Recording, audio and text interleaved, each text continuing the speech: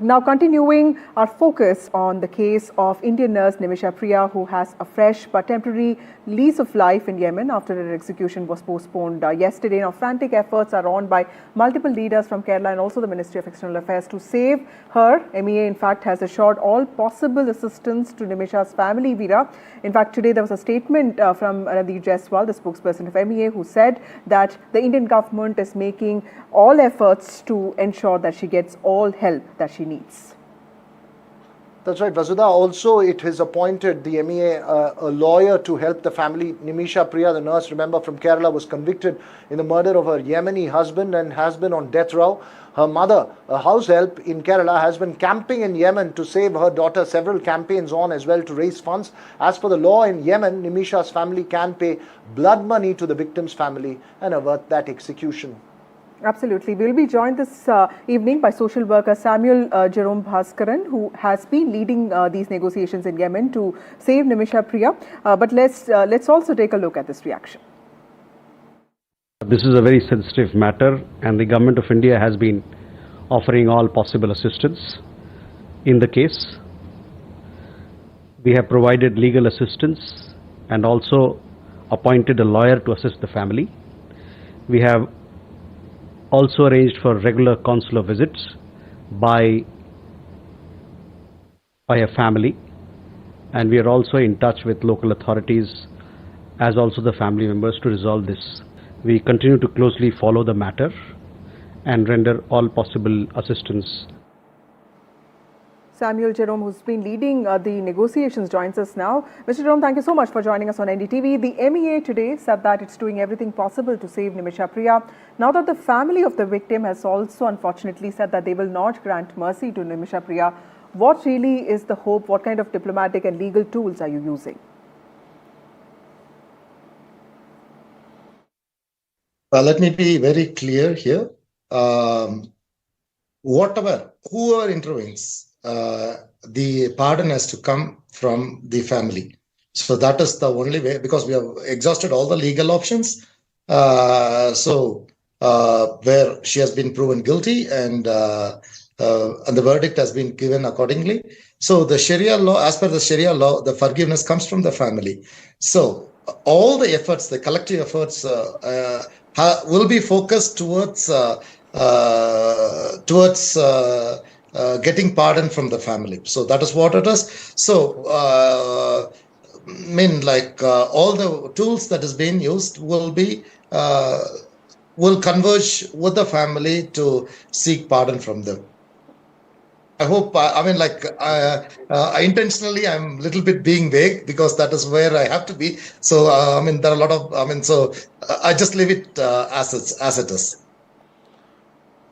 Can you tell us about who are the people who are helping out the negotiators at this case? In this case, at the moment, there is a lot of effort that the Indian government also says it's making. But are there prominent figures who have led back-channel talks as well? Let me be very clear. There is only effort from the government of India, and there is a sheikh called Mr. Abdul Malik Nahya, and the support from the government of Yemen. That's it. So no other things has been. Let me make it very clear. So no other efforts had been made, and the family has made it very clear through our sheikh that they have not spoken to anyone. Maybe fringe persons from their family would have spoken to anyone, but that is not what it is. So it has been made clear to us, and we know what it is. So at least no efforts have been made. Yes, the government of India, and actually the thing is that we want to thank the intervention of Kerala MLA, Mr. Chandi Oman, who actually started all this. He went to the Kerala governor. The Kerala governor's intervention was amazing, and the Union Home Minister and our Prime Minister's office and our our Minister of External Affairs. So here in the groundwork, we did the groundwork. It is a combination of two things. Here in the groundwork, We did it through Sheikh Abdul Malik Al Nahya, who went to who approached the president of us and gave a plea through influential persons, and they did request a request from the government of India that came in on time, and it all went together, and that is the intervention. That is how we were able to get the extension.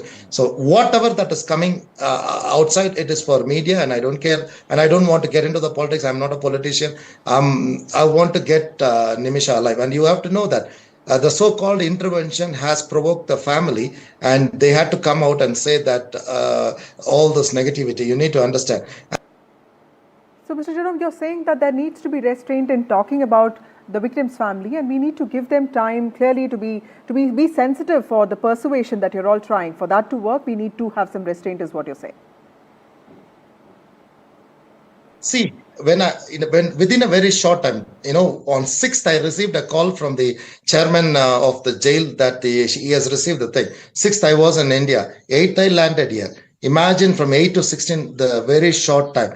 I made a very knowledgeable decision that I will not go to the family, because you have to understand the family has given consent for execution, and there is no way they can go back. You need to understand, even if the family want to forgive, they cannot, because there is a tribal pressure and all those things. I didn't want to put the family in the bad situation. You need to understand. So I had approached, we had an alternate approach, and it worked. So the things, I know when to call the shots and how to call the shots, because the family dignity and their honor is of utmost importance. So people who doesn't understand, people who cannot be in the shoes of Mr. Abdul Fattah cannot seek forgiveness from them.